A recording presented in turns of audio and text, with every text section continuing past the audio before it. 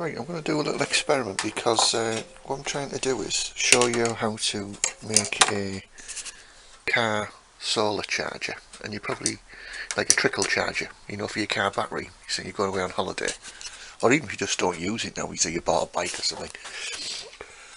Well, basically, I need to run down a battery, so I'm going to utilise this. It's a water heater, and I'm going to put it into this cup. And I'm just going to plug it in because I want to drain the battery down, because obviously I need to show you how I'm going to charge it back up again using a little 50-watt solar panel. Yeah, right, so the boiling water took roughly about sort of 10 minutes, and it's dropped the voltage of this battery, which is what I was after, to 12.6. It's slowly creeping up now, because obviously it'll try and go back to probably 12.9. But yeah, this is just to show you how we're going to set up a trickle charger using 50-watt solar panel. So this is our 50-watt solar panel here. So it's one of the fold-up ones like that. It's got two different panels. It comes with a cigarette lighter socket. As you can see there, the red LED is showing you that it's picking up sunlight.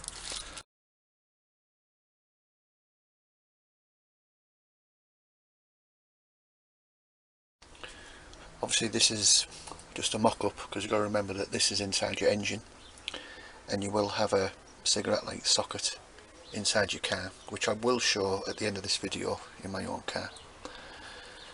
So we want the solar to go in, so the solar, which is this, is going to be going into that one.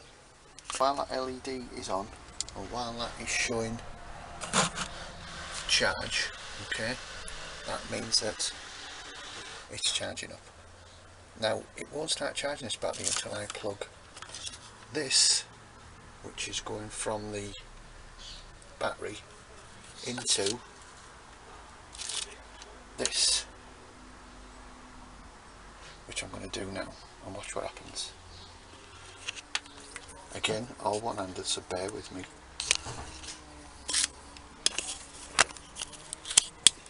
There we go. Now we've got our battery level, so that is connected up, and that is connected up to that.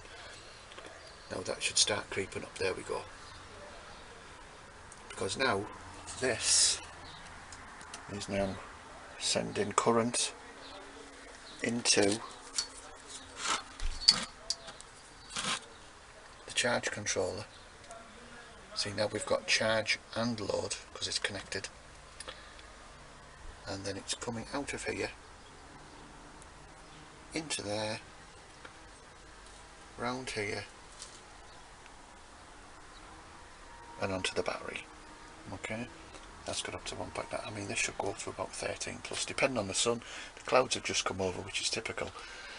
So I will hang it up from somewhere. I'm wondering if I can just hook it onto that. Might be a bit better if I can. Again, it's all one-handed this, so bear with me. Right, there we go. I sort of hooked it onto that, which might be a little bit better. But that will go up to 3 bars eventually. So basically there we have it. Obviously I'm going to try and include a diagram.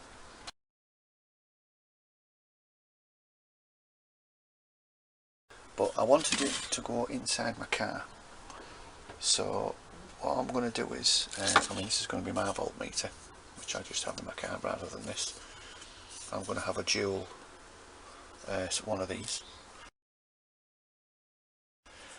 just to keep checking on it. But what I want is something to safely, because it's quite a powerful, it's only small, but they're quite a powerful wattage on these solar panels. These are not just a trickle charge, it's much more than that.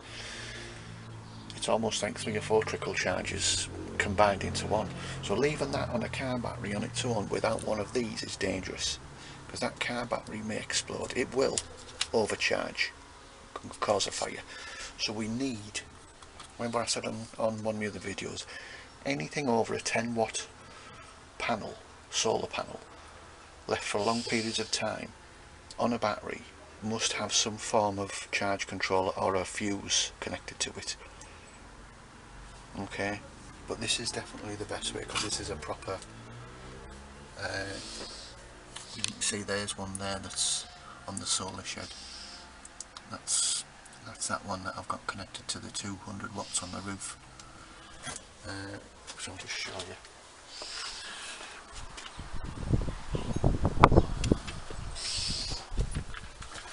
But this is an old one, which I've got on one outside as well. I've got a couple on the grow lights, which will then go to a PIR security light in the winter, so it's a dual service on all of this battery here.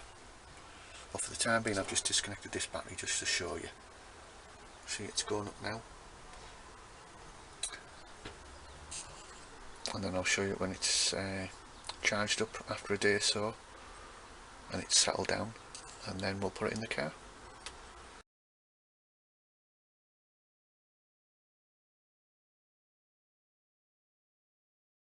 Right, let's check up on the solar trickle charger, the car battery solar trickle charger. I'm going to take that down now. It's been on for 2 days. We're just going to check the voltage of this battery. It was 12.8. Oh, there we go. 13.4.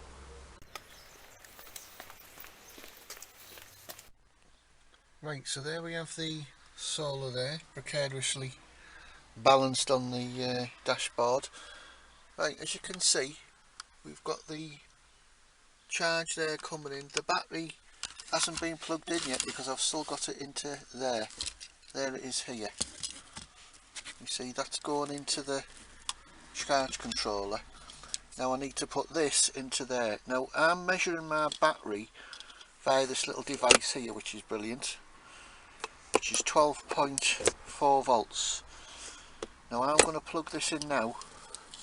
We're going to leave it for about an hour and then we're going to test it again. So I'm just going to put the charge controller there. Okay, so I can plug it in, and there we go. Can you see the load light come on? And now that theoretically is charging the battery. Usually the light goes off when that happens, and then I'll test it with the voltmeter. So it was 12.4, it's now about 1:30. I'll check it about 2:30. It's not particularly sunny either, so we'll see how we go on.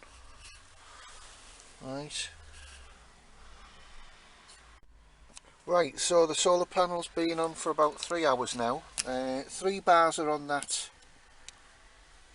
solar charge controller, so we're going to pop this out now. We're going to pop our little voltmeter in. It was 12.4, 12.5, there we go.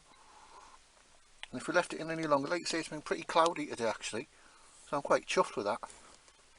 Right, so we've just took it's sort of dusk now, so I'm taking it out and see what this charge is in here. It's sort of been on about 7 hours now. Oh, there we go. 12.6. That'll do.